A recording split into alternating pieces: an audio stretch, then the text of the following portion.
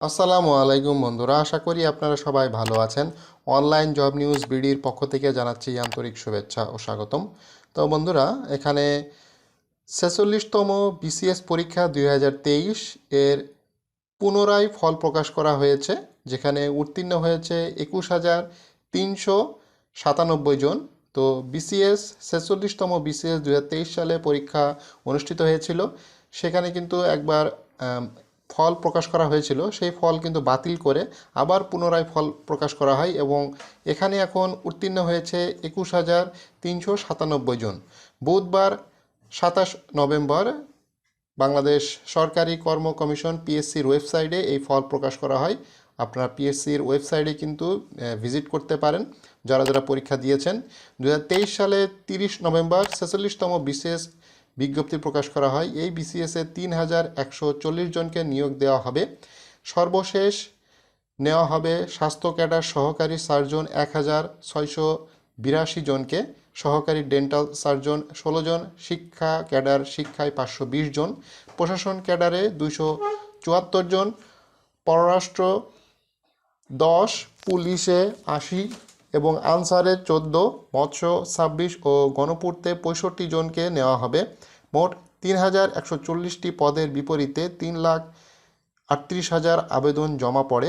গত ২৬ এপ্রিল এই বিসিএস পরীক্ষা অনুষ্ঠিত হয়। এরপর ৯ মে ফলাফল প্রকাশ হয়, যাতে ১০,৬৩৮ জন উত্তীর্ণ হয়। তবে গত ৫ আগস্ট ছাত্র জনতার অভ্যুত্থানে আওয়ামী লীগ সরকার পতন হলে এই বিসিএস সহ কয়েকটি নিয়োগ পরীক্ষার ফলাফল দলীয় প্রভাব খাটানোর অভিযোগ সামনে আসে। এরই পরিপ্রেক্ষিতে অন্তর্বর্তীকালীন সরকার ৪৬তম বিসিএস প্রিলিমিনারি পরীক্ষার ফল পুনরায় প্রকাশের ঘোষণা দেয়, যাতে পাশ করেছে ২১,৩৯৭ জন।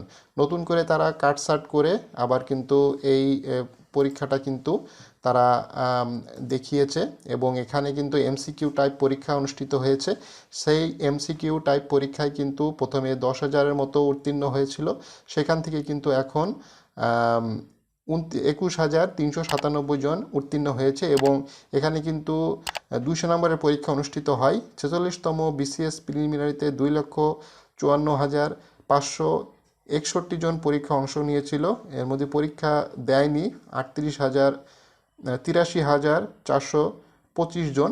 তো এখন এখানে এই বিসিএসে ৩,১৪০টি পদ আছে, যেখানে বেশ বড়সড় নিয়োগ দেওয়া হবে বিভিন্ন ক্যাডারে।